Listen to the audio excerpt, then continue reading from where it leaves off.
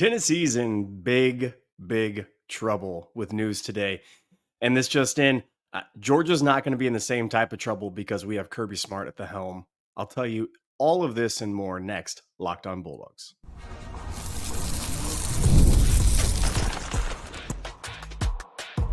You are Locked on Bulldogs, your daily podcast on the Georgia Bulldogs. Part of the Locked On Podcast Network, your team every day. Welcome back. This is Locked on Bulldogs, part of the Locked on Podcast Network, your team every single day. I am Clint. Daniel, not here, but that's okay. We're going to keep repping it. Hey, thank you to the everyday listeners who are here, the first listeners of the day, the everydayers and the 199, those who listen all the way to the loyal third segment listeners. You guys are the best. We love you all so very much. We're talking about rivals of Georgia. We're talking about NIL, and we're talking about Georgia potential future impacts. Now, all of this is really intriguing to me.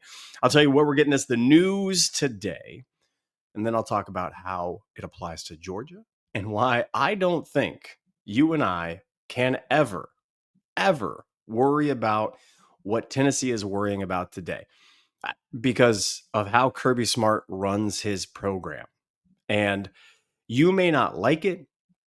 You may think he should try to do something different, but Kirby has a very unique, and I mean very unique take on how to play college football with NIL. It's not something that others are doing. It's not something that not many coaches want to do. It's actually a little bit a harder road because you can get a one-hit wonder elsewhere. You can not build a program that way, but Kirby Smart wants to build his program, and I don't think he's ever going to be in the same sort of hot water that Tennessee finds itself in. Tennessee, news out of Tennessee today is that Nico has, cough, come down with some sort of sickness or some sort of problem.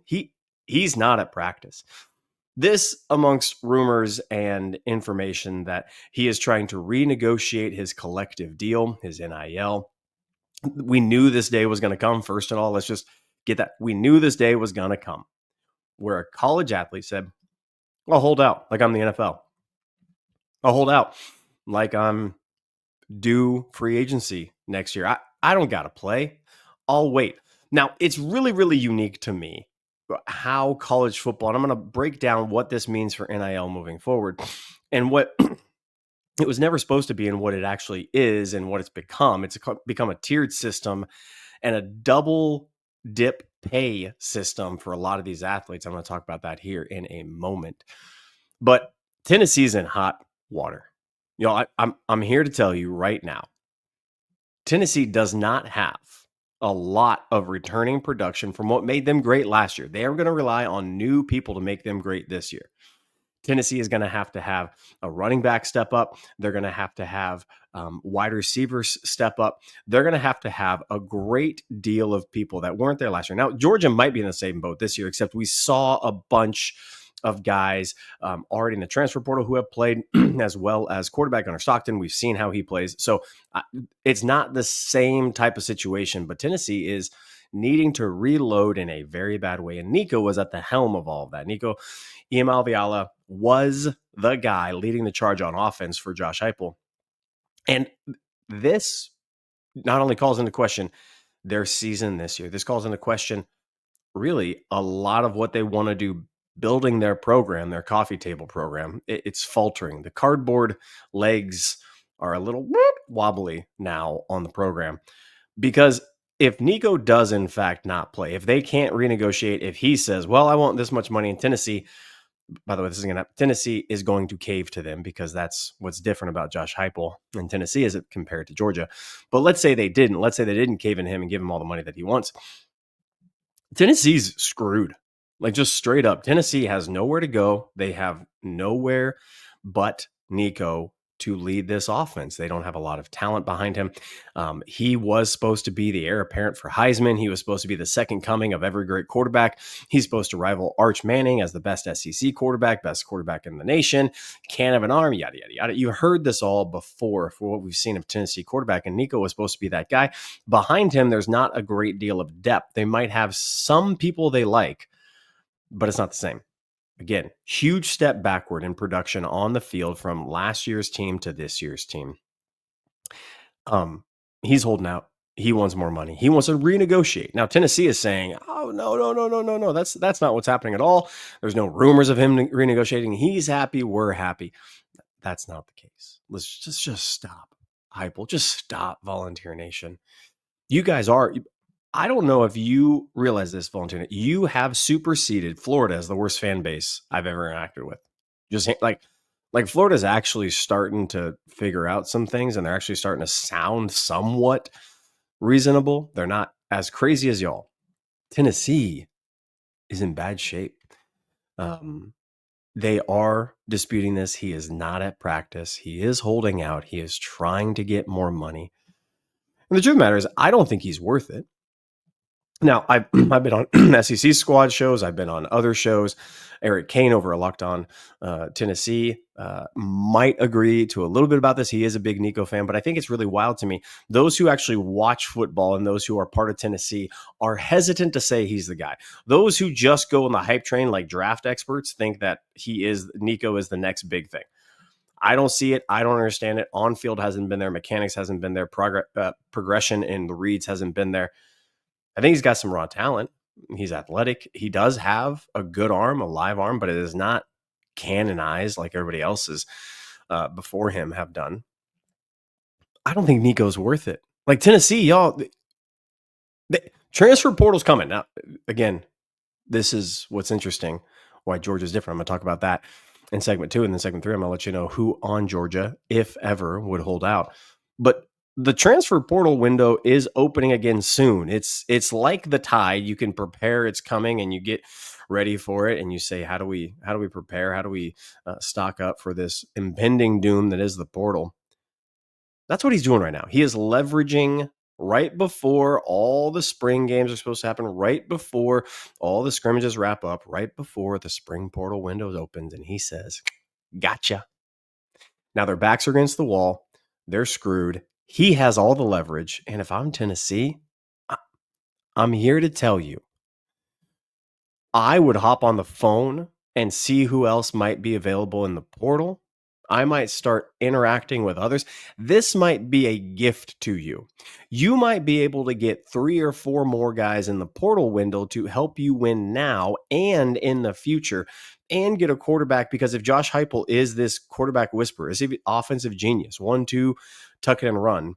That's their offense, by the way. Option 1 not there. Go route's not there. Flat's not there. Tuck it and run. But if you think he's the guy, if you think he's a great coach, if you think all of this, save your money. Don't go after Nico. You don't need it, apparently. And go get 3 pieces for it of an offensive line, a running back, running game matters, and defensive line, which you lost a good deal amount. You played in the SEC last year because you had stout run defense and you were able to run the ball really effectively throughout the entirety of the season. You need a couple pop-off plays of explosiveness on offense. Save your money, Tennessee. Go get other dudes. Yeah, Nico's going to hit the portal. Where is he going to go right now? Re-leverage this, Tennessee. Put it back on him. Where's he going to go? Alabama, they're happy. Georgia, they're happy. SEC schools, I don't think anybody's going to take it. Mississippi State, maybe, but now you're playing down in competition with the talent around you, that is, not competition of opponents. Where are you going to go? USC? No. Oregon? No. Oklahoma? No. Florida? No. Ohio State? No. See, Texas? No. I mean, there are so many places that already have this filled. Tennessee is actually in the driver's seat if I'm them. If I don't overreact, if I pump the freaking brakes and say, I'm not going to play your game, I'll go out and get a running back, a couple of linemen, get some pieces in there because the portal's going to hit. I'm going to start talking to some uncles and some aunties who are around the program. Portal's going to open. He's going to leave. We're going to get other guys in. I'm not going to have to spend going to debt like Ohio State for $40 million to do this. That'd be my advice to Tennessee. Now they're not going to do it. I hope you overspend on Nico because I don't think your team's that good. I don't think he's that good. And I want you in a worse position, Tennessee. There, straight up. So please pay him. Please renegotiate. Please cave. But I'm here to tell you, that's not what Georgia is about. You may hate this next fact, but I'm just going to look at the evidence, look at who Kirby are, look what he said. I'm going to tell you why Kirby is never going to be in this position. But first, these. And these are, in fact, TurboTax. Taxes was waiting, wondering if you were going to get any money back, and then waiting, wondering, worrying some more. Now Taxes is matching with a TurboTax expert who can file your taxes as soon as today. Expert who can give you taxes, their undivided attention. They work on your return while you get real-time updates on their progress so you can focus on your day. An expert who will find every deduction possible, fire every form, every investment, everything, 100% accuracy. All you got to do is go over to turbotax.com, money back guaranteed, most money back guaranteed. No waiting, no wondering, no worries. Now this is taxes. Get an expert at turbotax.com. Only available for TurboTax Live, full service, real-time updates only in iOS mobile app. See guarantee details at turbotax.com/guarantees. All right, we're back. Tennessee's in big trouble. Nico is not that good. I hope they pay. Secondly, will UGA ever get a holdout? This is the question I want to answer because it's really intriguing to me. A lot of us are out there, and this is the trickle down effect. Unless NIL gets reformed, unless things change, this is the trickle down effect. Okay, take Nico as a perfect example. Take other wide receivers. Take Ohio State as a perfect example. Okay, year 2 of Ohio State's Ole Miss, these transfer portal winners.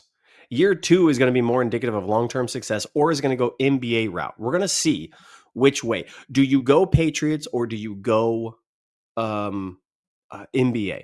Where you're the Denver Nuggets, where 2 years ago you win the championship and then you fire your coach and you hit kind of reset on a lot of things. I know you got Joker still there, but a lot of the pieces are gone.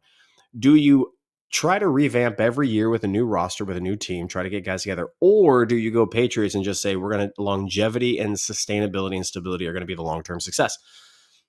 Ole Miss, Ohio State, Tennessee, people like this who are overspending in NIL, and I do mean overspending, and they are putting all of their eggs into the basket of a few people. Will UGA ever get that? No. Because Kirby Smart did it in back-to-back years without having to overpay in the transfer portal, without having to do anything but homegrown talent. A couple of transfers, if you want to call Stetson Bennett a transfer, went to JC, comes on back. A couple of other guys who left and went elsewhere. Guys got paid, some guys didn't. Some guys left, some guys were upset. Burton, etc. But Kirby Smart, UGA is not going to have a holdout because here's the deal. First and foremost, everything that happens at UGA, Kirby knows about, it's talked about privately, and he's not surprised by a dang bit of nothing. First and foremost, this is one of the things that fans can't stand. They want to know the punishment for players who did certain things, and he says, we're not playing that game. He wants to know what we want to know, what guys have done what, who's doing it, where they need to be, and how in the world we're going to go ahead and get some information on it. Kirby's like, I'm not going to play that game. These are young men. Some of them still not 18. Some of them when they get on campus. Others of them criminal things that I want to keep in house because when it comes out that it was all fabricated and a lie, I want to protect who they are. Kirby's first that. Secondly, he's not going to have any holdouts because he's very upfront with the NIL, very upfront with who people, where they stand in the program. And if you don't like it, he says, go get your bag somewhere else. I want guys who love football, who love the grind, and who want to get paid in the NFL for 10 years. That's who I'm creating. So will UGA ever have a holdout? I don't think so. And here's why. If somebody says, well, I'm not going to show up to practice because we're negotiating, I think Kirby's stance would simply be, congratulations, go find that school. Love you. If you need any references, let me know. And he moves on.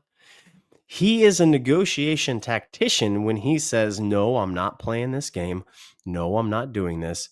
I'm going to go ahead and do what my program needs best, not what's best for you. I want the best for you. The best for you is to get in here, to grind, to get better at football so you can go take your craft elsewhere.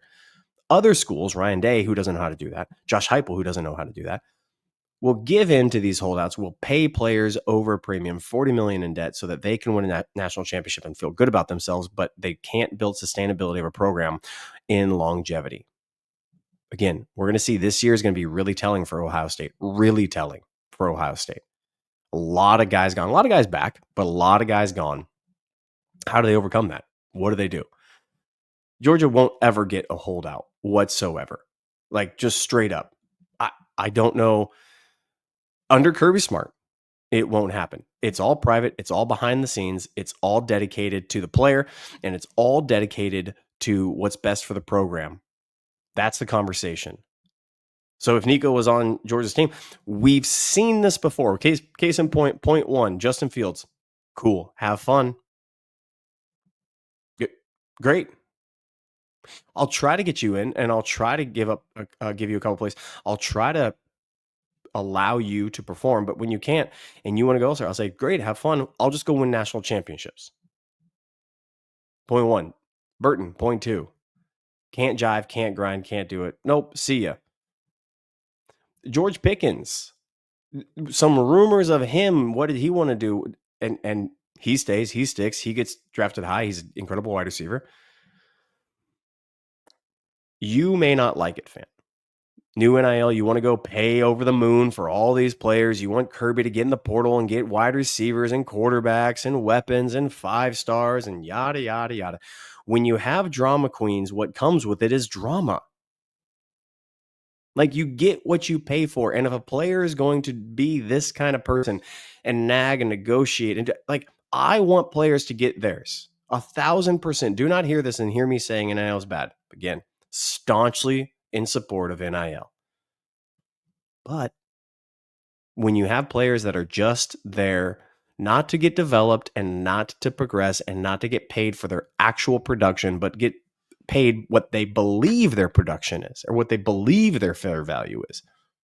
If you want to go get paid by an advertiser who wants to give you things for advertising, great. Kirby's not an advertiser. He's a coach. The GM of Georgia, Kirby Smart, not going to have a holdout. He's going to ask you to remove yourself. He's going to ask you to go elsewhere. He's going to ask you to go search that bag and keep good relationships like he did with Pop, like he did with Vandegrift. Hey, we're here. We love you. We couldn't have done championships because you were on the team. You were grinding. You wanted another opportunity. You went and got it. You couldn't get it. So be it. If Nico was on Georgia, we'd be looking at Ryan Puglisi and saying, hey, let's get you ready. I don't know what's happening there. Hey, Carson Beck, did Carson tell you, Gunner, what he was planning on doing? He was a little too busy. I was busy. Here, let me read between the lines. I was busy getting on. I was busy being coached by Kirby Smart on the microphone, knowing my wide receivers, knowing people with me, knowing who's there. That's what I was busy doing. UGA is not going to have a holdout. Under Kirby Smart. I'm going to come back and let you know why NIL is so unique. There's a 2-tiered system with the NFL and college. It's very unique. I'm going to explain the repercussions of that. And secondly, I'm going to talk about NIL and how it is coming for everybody. This is going to be the standard, and it's either going to go NBA, Denver Nuggets, or it's going to go Patriots, and I'll explain more about that here in the third segment for loyal third segment listeners. But first, these.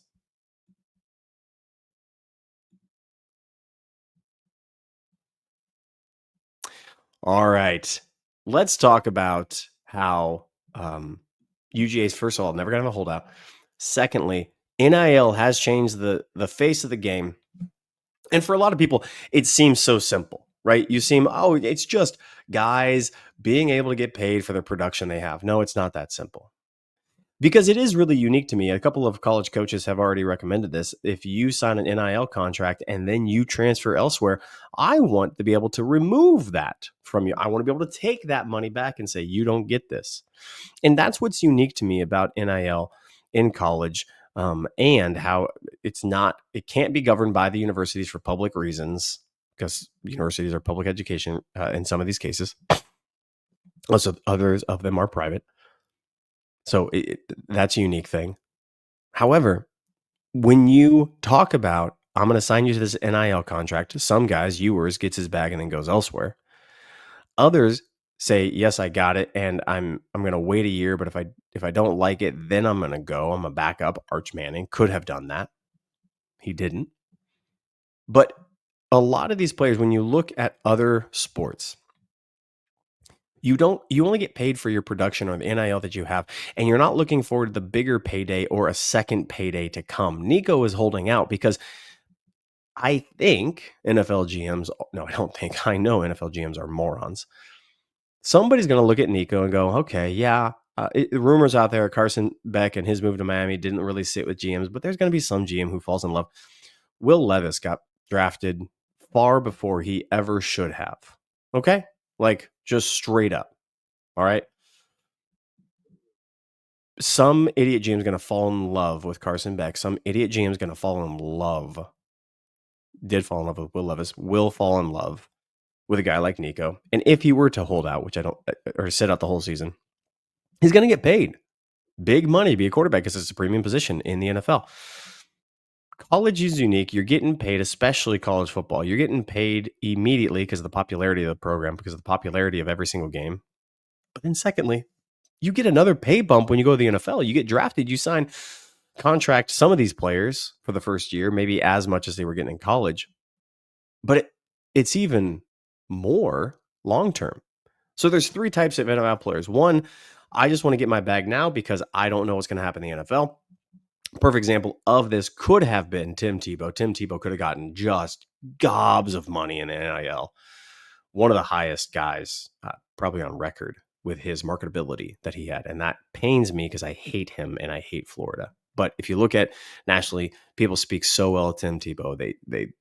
He could have made just gazillions in the NIL. Goes to the NFL. He's not that good of an NFL quarterback. He doesn't get paid, but he has everything from college. So that's point one. I just get paid for the production I have, or an injury. God forbid something happens to these kids. They can't perform in the NFL. Don't worry. They had enough in college to help them out. Second person, I'm going to get paid now, and I'm going to get paid a huge amount later because my stardom, my future is in the NFL.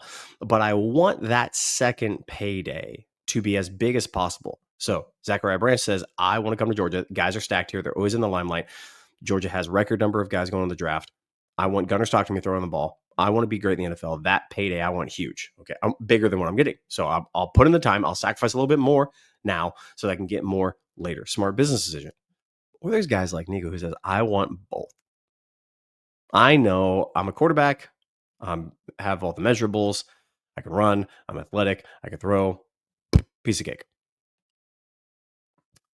And I want paid now. And I don't think when we were talking NIL, we had these types of tiered systems in thought. We just thought some of these kids just need to go sign autographs without getting violations. Some of these kids just need to go over to Zaxby's and get on a commercial. We just want to allow them to do so. It went from allowing things permissible to now endorsing and authoring. Those were two very different things. Now we're ushering, we're curating. Before it was allowable and permissible. Now it is. We got lobbyists essentially everywhere. That tiered system was never in picture. I wonder if people want to change it, or I wonder if we're happy with it now. That's a curiosity that those who have bigger paychecks and bigger minds than me must answer. But it's a question I got to ask. Secondly, NBA or Patriots?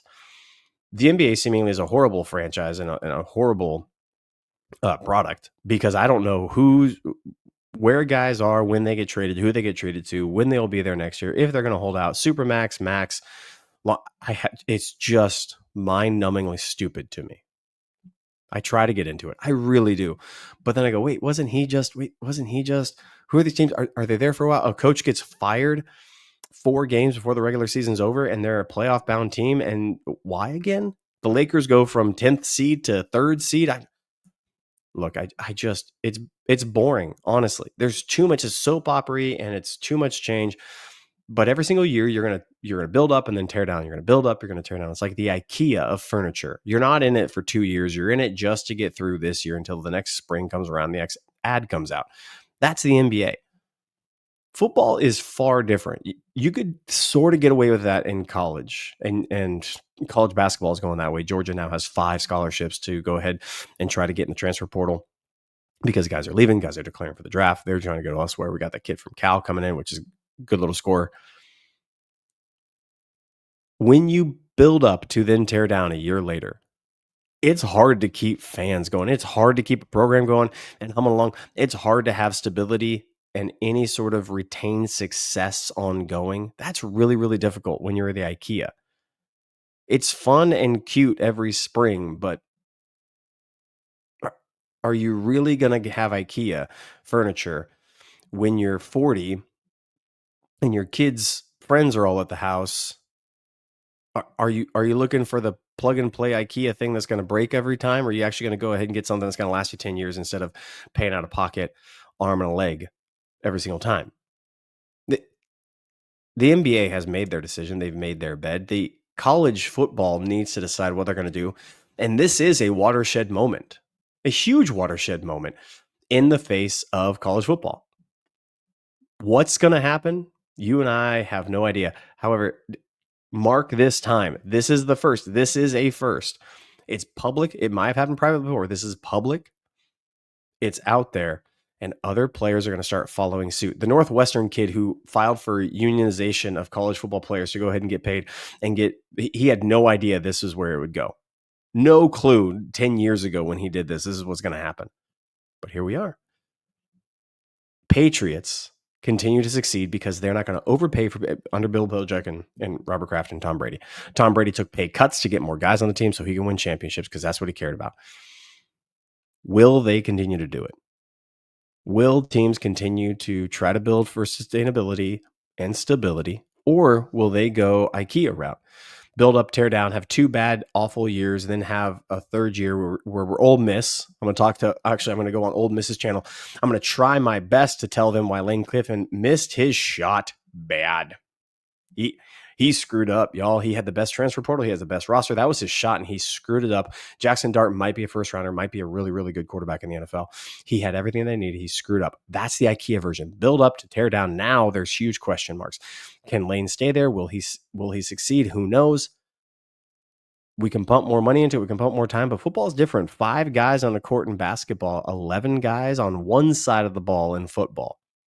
It's a drastically different game. You can't play IKEA, and trying to play IKEA in football is where teams go to die, where coaches go to get fired, and where players don't get developed and don't get to go to the league.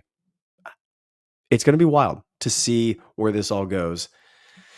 And Nico, of course, Tennessee, mustard bottle and golf balls, of course, giving us all that we need on this Friday.